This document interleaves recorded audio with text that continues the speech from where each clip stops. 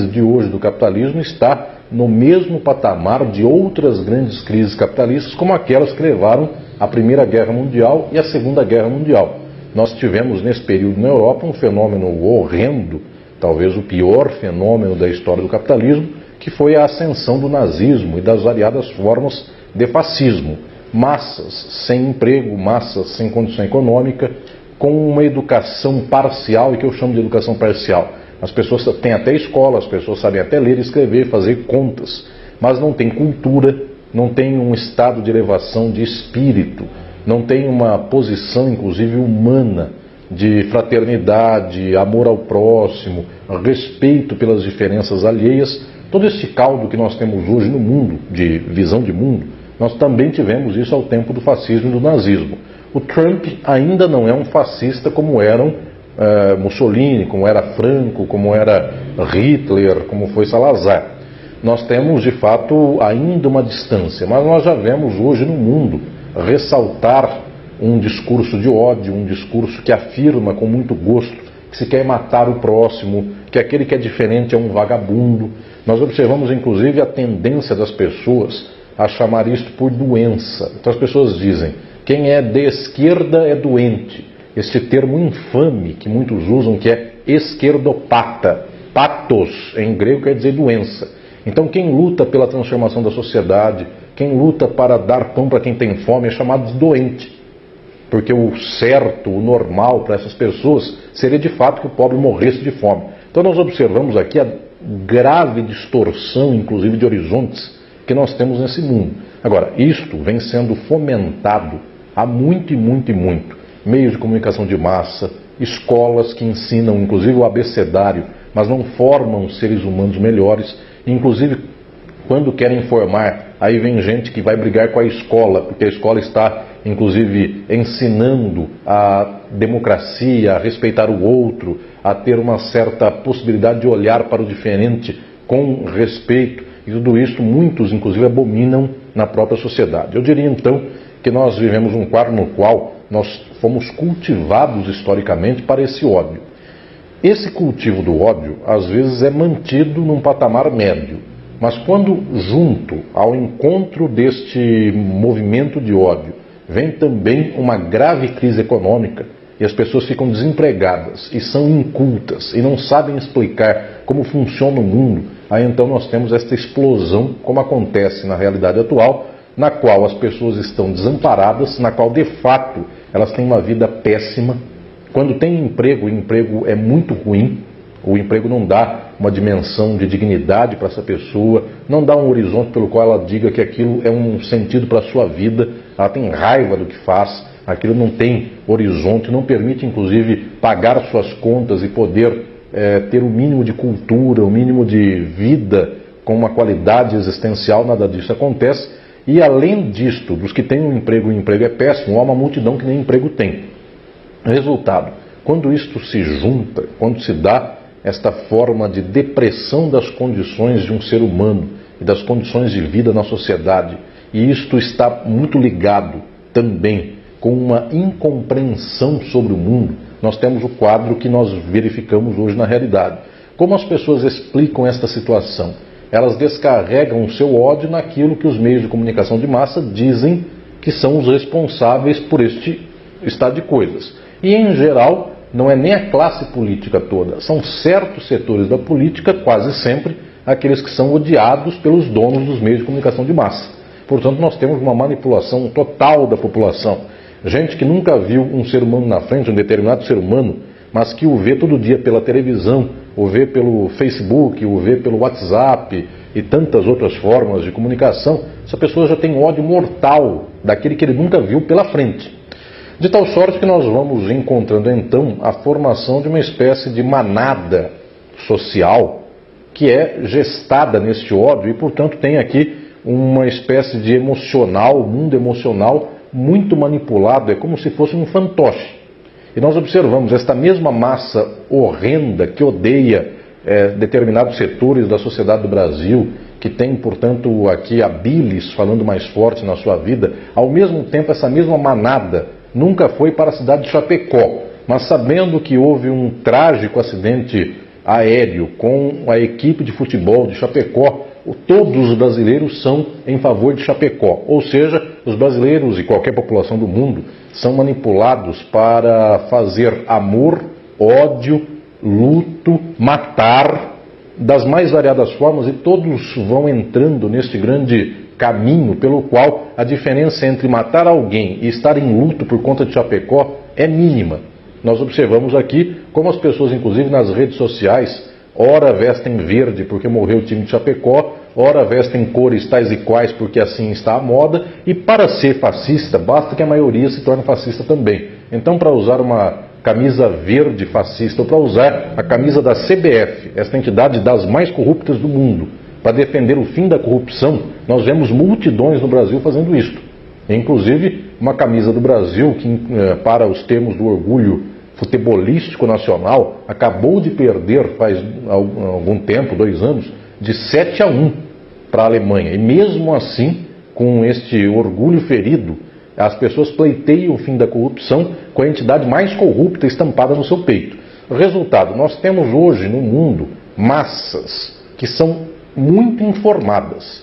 Só que a informação que essas massas têm é a mais rasa possível. As pessoas sabem um pouquinho de muita coisa.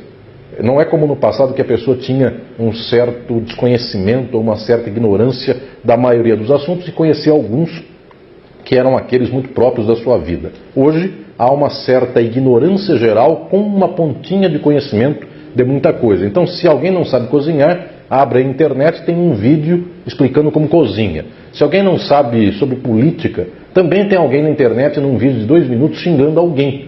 E isto para ele é a política, é a explicação da política.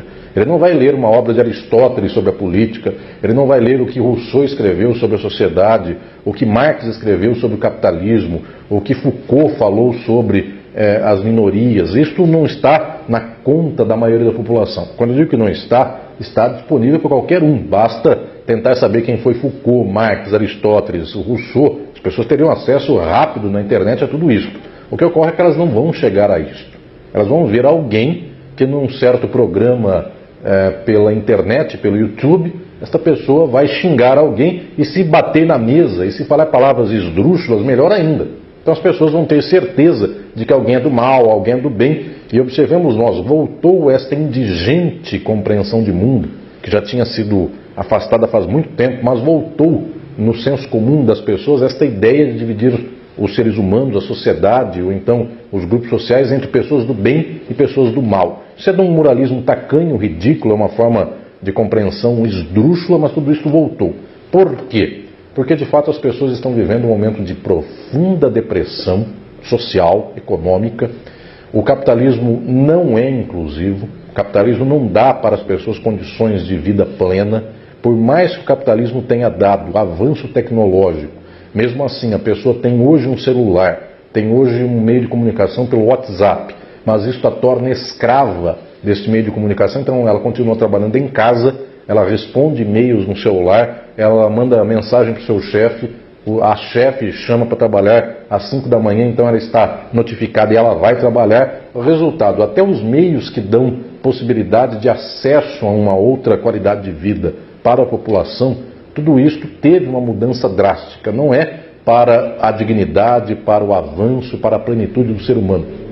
Pelo contrário, são formas tecnológicas para fazer com que a exploração contemporânea se torne de um nível em um nível, se chegue a um nível ainda maior.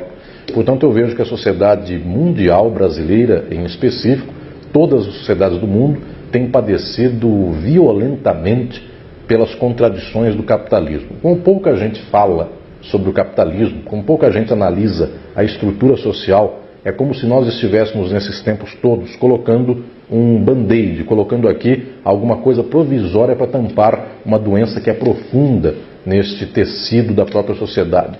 Exatamente porque nós estamos tentando localizar a culpa num político, a culpa numa pessoa ou a culpa numa instituição.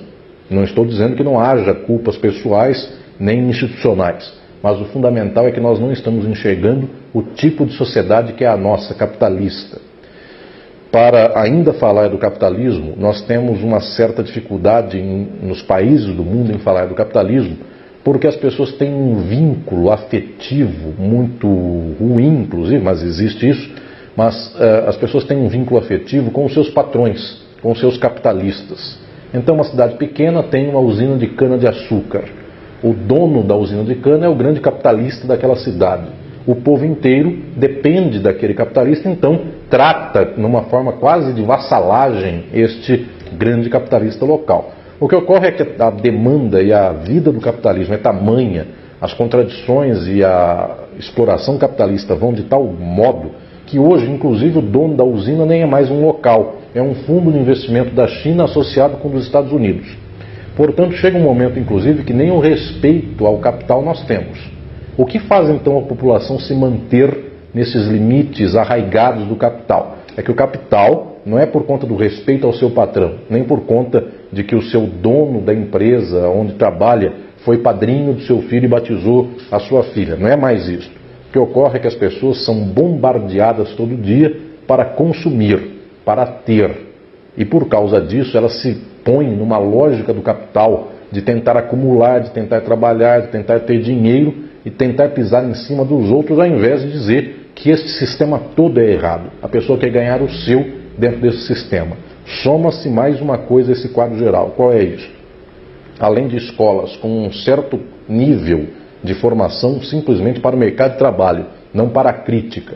Além de uma organização social no qual as pessoas são dadas a futilidades. A televisão só conta o que há de mais bizarro e que não informa num nível profundo a sociedade. Além de tudo isso, nós também ainda temos velhas manifestações que vão se travestindo de novidade e vão se colocando no quadro social. Uma delas é o contexto religioso.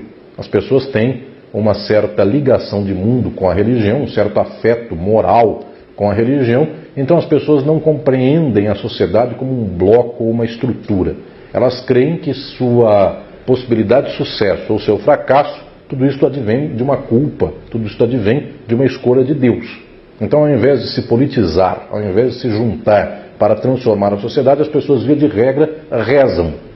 E por causa disso, a doença não é culpa da falta de remédio, não é culpa da tecnologia médica que está ruim, nada disso. A falta de condições de saúde é Deus que está castigando porque alguém fez tal coisa e por causa disso a doença chegou.